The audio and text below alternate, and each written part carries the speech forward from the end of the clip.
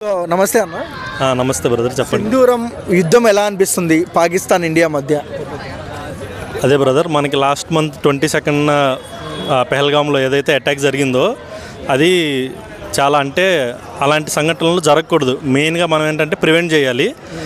Unless ఇంకా మనం prevent చేయలేని సిచ్యువేషన్లో రిటాలియేట్ అవడమే. అంటే ప్రజెంట్ ఏదైతే ఇప్పుడు వాళ్ళు చెప్పారు కదా, go and tell your Modi అని. సో దానికి రిప్లైయే ప్రజెంట్ సింధూరం, ఏదైతే ఆపరేషన్ సింధూరం జరిగిందో అది 100% కరెక్ట్. అయితే మనం ఏంటంటే ఇలాంటివి ఫర్దర్గా జరగకుండా చూసుకోవాలి. జరిగితే మాత్రం మనం కామ్గా ఉండకుండా మన ఎంత పవర్ అయితే, మన ఇండియన్ ఆర్మీ పవర్ అయితే కంపల్సరీగా చూపించాలి.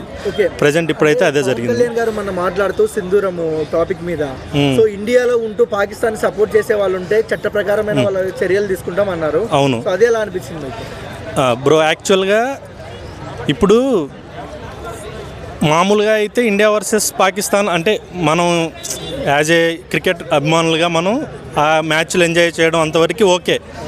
అంతేగాని ఇప్పుడు మన వాళ్ళు చచ్చిపోతున్నప్పుడు కూడా వేరే వాళ్ళు ఇప్పుడు ఒకళ్ళని అటాక్ చేయకూడదు బ్రో, ఏదైనా కానీ. ఇప్పుడు మన ధర్మం ఏంటి?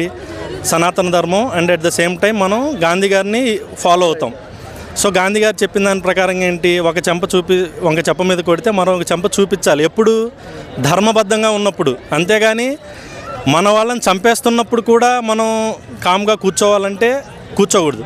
ఇప్పుడు అటాక్ చేసి మిస్ఫైర్ అయ్యి ఏదో ఒక బుద్ధి చెప్పడానికి చేసేది వేరు, ఇలా మన అమాయకుల్ని అది కూడా వేరే ప్రత్యేకంగా మతం అడిగి చంపేశారు కదా.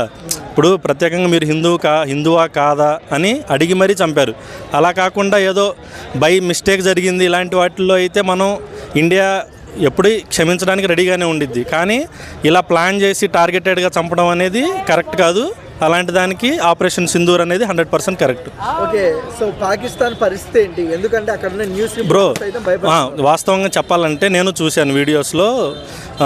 అంటే వాళ్ళు ఎలా చూపించుకుంటున్నారంటే ఏదో స్కూల్స్ మీద దాడి చేశారని, లేదంటే హాస్పిటల్స్ మీద దాడి చేశారని, అమాయకులను చంపేశారని అలా చూపిస్తున్నారు.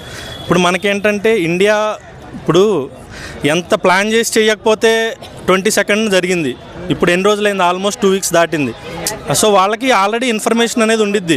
ప్లాన్ చేసే అటాక్ చేస్తారు. కానీ ఎలా ఇప్పుడు అంత హడావిడిగా ఎలా పడితే అలా మనం బ్యాక్ ఫైర్ అయ్యేటట్టయితే, ఎలా పడితే అలా చేసేటట్టయితే సెకండ్ డేనో థర్డ్ డేనో చేయాలి. అంతేగాని ఇన్ని రోజులు ప్లాన్ చేసి అలా చేయరు కదా.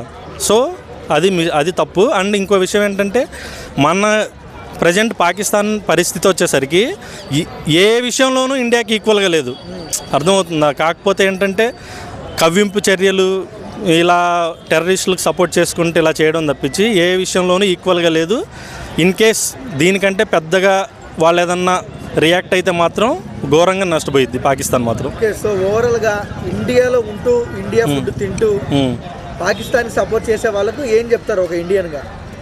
అదే బ్రో, ఇంకా వాళ్ళని మనం బూతులు తిట్టకూడదు కాబట్టి అలాంటి వాళ్ళు నిజంగా పవన్ కళ్యాణ్ గారు చెప్పినట్టు, అంటే ఒకటి మన దేశం అనేది మన తల్లి లాంటిది.